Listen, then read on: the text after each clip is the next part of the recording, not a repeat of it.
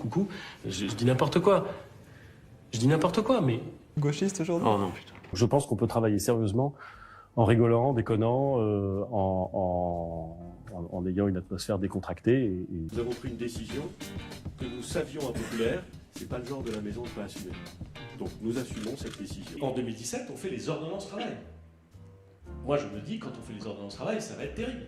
Parce que je me souviens de la loi travail. 2 ans avant.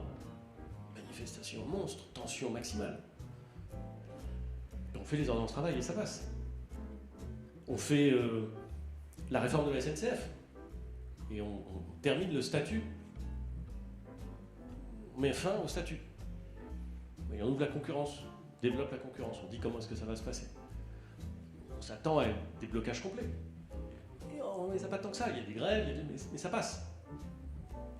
On dit qu'on va pouvoir entrer dans les universités, dans l'enseignement supérieur, sur le fondement d'une orientation sélective.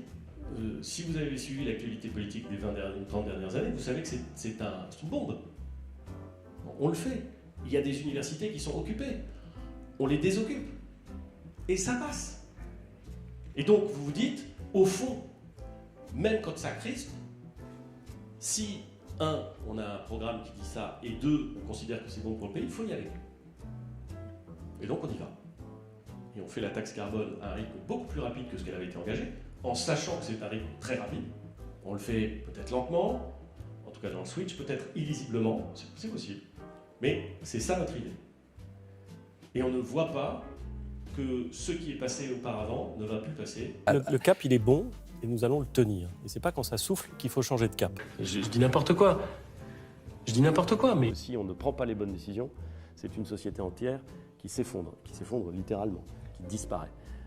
Et je trouve que cette question-là est une question assez obsédante. Moi, elle me taraude beaucoup plus que certains ne peuvent l'imaginer. Comment est-ce qu'on fait pour éviter que notre société humaine n'arrive pas au point où elle serait condamnée à s'effondrer? C'est une question compliquée. Peut-être que dans 5 ans, on me reprochera de ne pas avoir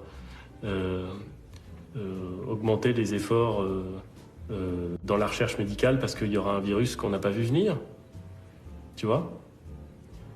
Tu peux prendre le pari là-dessus? Peut-être que dans 5 ans, quelqu'un viendra me dire « Mais vous n'avez pas vu que les Russes, ils allaient envahir la Pologne ?» Je dis n'importe quoi. Je dis n'importe quoi. Et ça passe.